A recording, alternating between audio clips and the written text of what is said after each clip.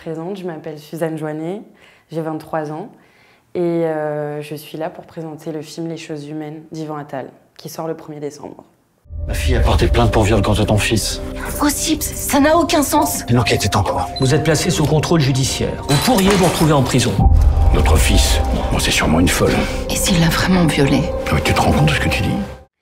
Alors moi j'ai grandi dans une banlieue parisienne avec ma mère et mon père et avec deux éducations très différentes, une très catholique et une pas du tout. Et voilà, j'ai grandi là-dedans, tranquillement, petite campagne banlieue parisienne. Ma sœur faisait du théâtre et je voulais la copier tout simplement. Et en fait mes parents ils voulaient pas qu'on fasse la même activité et dès qu'elle a arrêté, j'en ai fait parce que je pense que je devais l'admirer et du coup je voulais prendre ses pas. Et en fait, ce qui s'est passé, c'est que j'ai aussi voulu prendre des cours de théâtre à Paris, parce que comme ça me permettait de sortir et de partir de ma banlieue. Et en fait, de fil en aiguille, il y a des professeurs qui m'ont dit de continuer. Et moi, j'ai compris que je pouvais dire des choses, et que c'était grand, et que c'était beau. Pour cibler ce qui est compliqué pour moi, ça serait, je pense, juste d'être en recherche sur l'être humain, et que c'est ma manière à moi d'essayer de comprendre la vie, le monde, ce qui nous entoure, nos rapports entre nous, les codes de jeu qu'on a entre nous. Et du coup, je trouve ça hyper beau parce que du coup, je sais pas quoi faire de ma vie, je sais pas comment gagner de l'argent, mais si je peux le faire comme ça, c'est plutôt sympa. Et aussi, j'aime bien, je suis quelqu'un qui aime beaucoup la beauté et rendre ce qui est pas beau, beau, enfin, dans mon intérieur. Du coup, il y a un sentiment de reconnaissance et de fierté que j'aime bien entretenir grâce à ça. Un rôle qui m'a marqué, c'est Électre de Sophocle. Et c'est un rôle, parce que ça correspondait bien avec ce que j'étais à ce moment-là, une adolescente très en colère contre sa mère, voilà. Et comme beaucoup. Et en fait, la puissance de ce qui s'est dégagé, la vérité qui pouvait se dégager, vu que c'était surtout moi qui parlais, ça a été, et puis la monstruosité de ce personnage, ça a été un peu un déclic qui a fait que je m'étais rendu compte de l'intensité qu'il fallait mettre chez elle, chez les autres aussi, et chercher aussi comment je peux retrouver chez des gens où ça va moins résonner. Il y avait une agent qui m'a repérée dans un spectacle de théâtre, et durant le confinement, elle m'a fait passer un essai, et je pensais que c'était pour rentrer dans son agence, et en fait c'était un essai pour Yvan. Et du coup, j'ai passé l'essai. Au déconfinement, on m'a rappelée. Et là, du coup, j'étais trop heureuse. Et j'ai passé mon premier casting, j'ai rencontré Yvan, ça s'est super bien passé. Tout de suite, il m'a dit de faire un peu moins de théâtre. Mais j'ai compris tout de suite et on a fait plus simple et ça s'est trop bien passé. Il y avait déjà Ben Attal dedans, donc on s'est rencontrés. Et ensuite, il y a eu 4 essais. Donc ça a duré quand même du temps où j'espérais l'avoir. Et jusqu'à qu'il m'appelle et qu'il me dise que c'est bon. Et ça y est, je crie, ça y est, je suis contente. C'était trop beau. Notre fils, bon, c'est sûrement une folle. Et s'il l'a vraiment violée? Mais tu te rends compte de ce que tu dis? À la lecture du scénario, ce que je me suis dit, c'est waouh, c'est puissant. Et si j'ai ce rôle, parce que j'ai lu le scénario avant d'avoir le rôle, si j'ai ce rôle, ça va être intense. Et qu'est-ce que j'ai envie de la voir? Parce que c'est des scènes puissantes. Et commencer par ça dans sa vie de comédienne, c'est un rêve d'avoir des scènes où j'ai plein de choses à jouer, beaucoup d'émotions, beaucoup de drame. Et du coup, je me suis dit quelle chance. Et évidemment, il y a eu le côté oula, c'est très fort. C'est un sujet d'actualité, ça remet plein de choses en question. Voilà, il y a eu les deux trucs, excitation, stress. Ensuite, il y a eu évidemment le côté de responsabilité, de légitimité aussi. Et pour toutes les personnes qui allaient se reconnaître dans mon personnage, que je sois le plus juste possible. Et aussi par rapport à ce que ça dit sur les femmes d'aujourd'hui, etc. Je voulais évidemment travailler le maximum pour qu'au moins je me dise j'ai tout donné pour que je me sente mieux dans mes baskets et mieux respirer en tout cas. Parce que oui, c'était lourd évidemment, comme le rôle de Ben Attal d'ailleurs, c'est compliqué. Je me suis beaucoup documentée justement pour le problème de responsabilité, etc. J'ai regardé beaucoup de témoignages et puis j'ai fait des répétitions avec Yvan, ce qui a aidé, on n'en a pas fait beaucoup mais ça a aidé. Et après c'est vrai que j'avais surtout des scènes d'émotion, quelques-unes avec quand même du texte et tout, mais surtout des scènes d'émotion.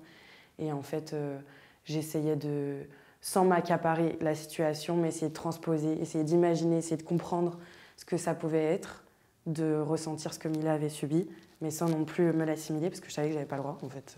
Voilà. Mais voilà, j'ai essayé de faire au maximum, créer un imaginaire. Le premier jour de tournage, c'était le plus gros stress de toute ma vie. Mais vraiment, le plus gros stress. J'ai pas dormi de la nuit. J'ai fait des italiennes, c'est quand on répète le texte. Toute la nuit avec mes sœurs, mais j'en ai fait au moins 100, hein, vraiment, j'ai fait toute la nuit. Et en fait, il faut savoir que ça commençait par une scène où mon personnage Mila s'adresse aux journalistes. Et il y avait 60 ou 80 figurants. Et c'était vraiment mon premier jour de tournage au tribunal de Créteil.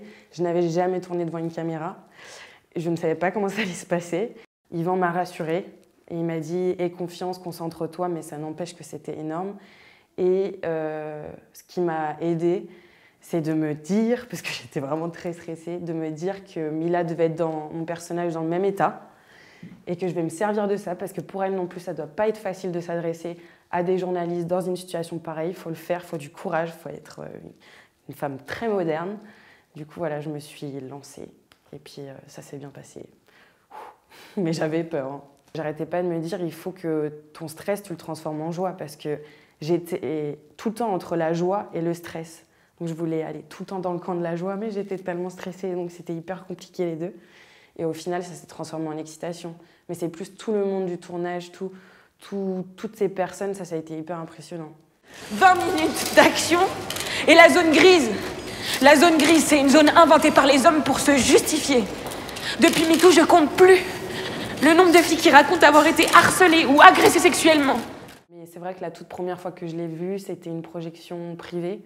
Et là, c'était très compliqué, parce que c'est la première fois que je me voyais sur grand écran. Et effectivement, je pense que j'ai vu qu'il y avait beaucoup de comédiens comme moi. C'est pas possible de se regarder. Donc oui, c'est compliqué, mais après, on accepte. Et plus je le vois, mieux c'est. Plus je le vois, mieux c'est. Je sais ce que moi, j'ai envie de penser sur moi. Je sais les avis que j'aime. Et après, j'essaye de prendre du recul et de voir le film comme il est. Mais sinon, c'est vrai, c'est épidermique, c'est compliqué de se voir. Avant, je ne me considérais pas du tout comme une actrice. Et maintenant, je me rends compte que je peux être engagée aux côtés de Charlotte Gainsbourg, de Mathieu Kassovitz. Donc à partir de ce moment-là, si j'ai un salaire comme eux et que j'ai des journées comme eux et que quelqu'un m'engage comme eux, je me suis dit, bah si, maintenant tu vas rentrer dans ta tête que, en tout cas pour ce temps-là précis, oui, bah c'est sur le papier, je suis actrice, donc tant mieux. Mais oui, ça a mis beaucoup de temps. Et après, moi, je pense que j'ai encore beaucoup à apprendre. Et j'ai envie d'apprendre et faire des choses différentes, beaucoup. Mais déjà, si, ça a confirmé de savoir que je peux avoir des collègues de cette envergure-là, oui. Je me suis dit, si, bon, là, maintenant, tu as le droit. Un homme peut mentir parce qu'il a peur, parce que la réalité de ses actes lui paraît insupportable. J'ai rien fait, c'est un cauchemar. Vous l'avez suivi de votre plein gré? Il m'avait dit qu'il avait un couteau. Il vous a menacé avec ce couteau? Ce sont seulement des questions, mademoiselle. Je sais la notoriété d'Yvan, je sais la notoriété du casting. J'avais une idée en voyant le sujet, etc., que ça allait être énorme. Je ne m'attendais pas autant. Et je pense que c'est surtout maintenant, là, même dans cette interview, que là, je vais me rendre compte que je pense que c'est surtout maintenant, là, à la sortie du film. Parce qu'avant, c'était énorme, mais c'était plus... Il n'y avait pas d'interview, il n'y avait pas de... C'est là où je commence à vraiment comprendre que c'est énorme. Ce que j'en retiens, c'est que maintenant, j'ai grandi, forcément. Déjà, je sais ce que c'est un tournage. Déjà, je sais ce que c'est une équipe technique, ce que c'est de répéter devant une caméra, de devoir suivre une petite ligne où il faut s'arrêter ici, alors que ce n'est pas forcément naturel. Et j'ai appris, évidemment, par rapport au sujet, tout ce qui concerne autour du sujet. J'ai un bagage quand même intérieur par rapport à tout ce que j'ai vu, entendu, assez énorme maintenant. Et ce que j'en retiens aussi, c'est que j'ai une chance énorme d'avoir eu cette occasion de pouvoir jouer ça dans ma vie.